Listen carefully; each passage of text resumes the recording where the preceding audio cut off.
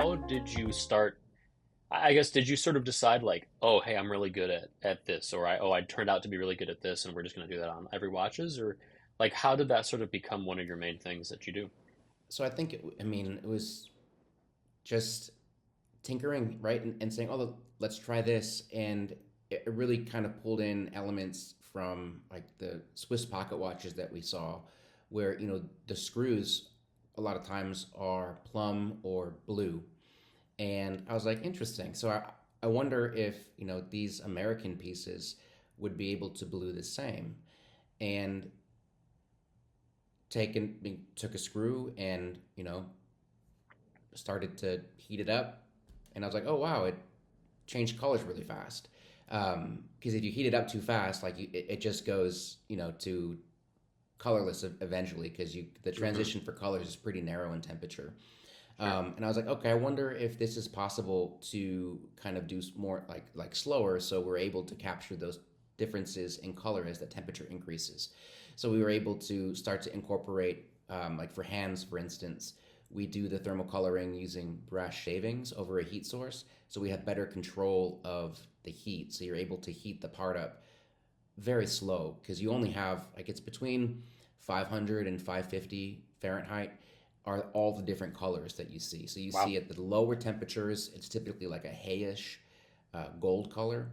As you Hmm. increase that, it gets to be plum, like purplish plum, and then a little bit higher, it starts to be blue. And then if you go too high, it kind of turns to like a ice blue, almost back to the original steel color.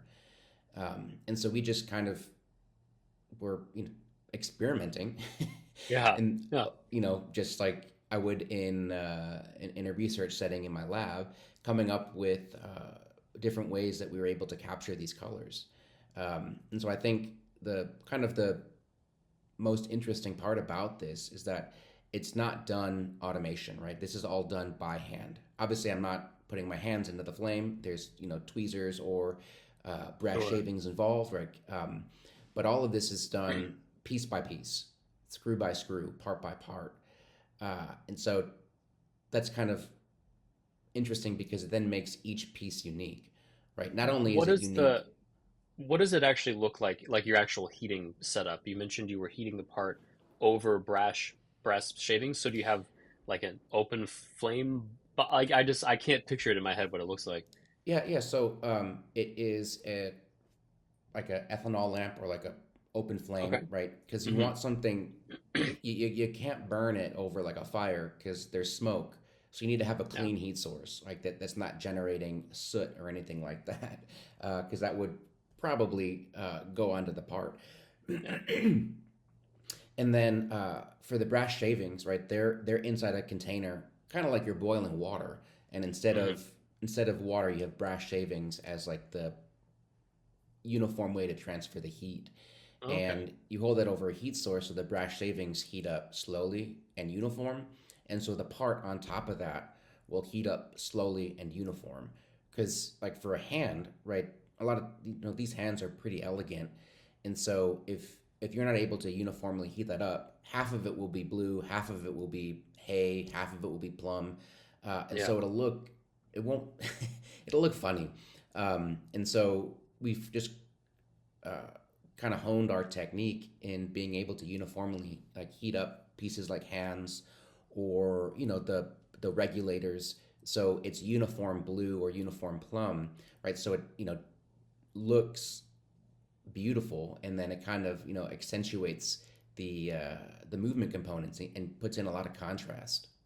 You know what this really reminds me of? And this is such a weird comparison that only my brain would ever make. Did you ever watch Chef's Table on Netflix? Yes, I've seen this. Did you know the guy in Australia who cooks everything over a wood fire?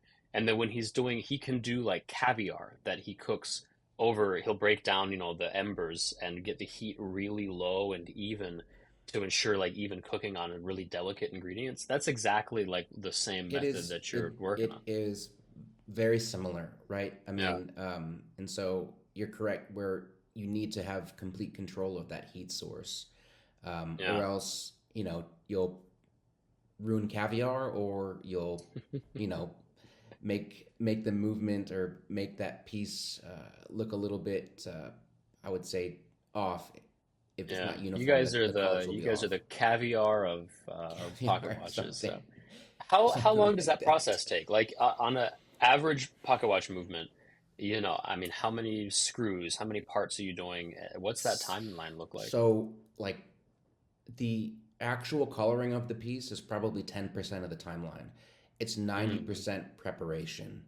Because the screws over time, some of them will tarnish, right? Or, they'll get different types of oils on them. They need to be polished yeah, first. They need to be completely clean. And so that can sometimes take a long time just to make sure the component is properly prepped. Um, so there's not like a specific time that you would allocate to like refinishing or adding the thermal coloring because each movement will have like a set number of parts and it will vary from movement to movement. Not everything can be colored. It really depends on the iron content of that metal hmm component. But I mean, I would say like the preparation is going to be the longest, uh, work or taking the most time.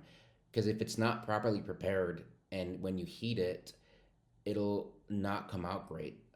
It'll color without uniform, or like one part of it will color or heat up way too fast compared to the others, or like the oil on it can add stains as you're trying to heat sure. up that part. So it's really the prep, and then patience with the coloring component because you really want to have complete control of that heat source.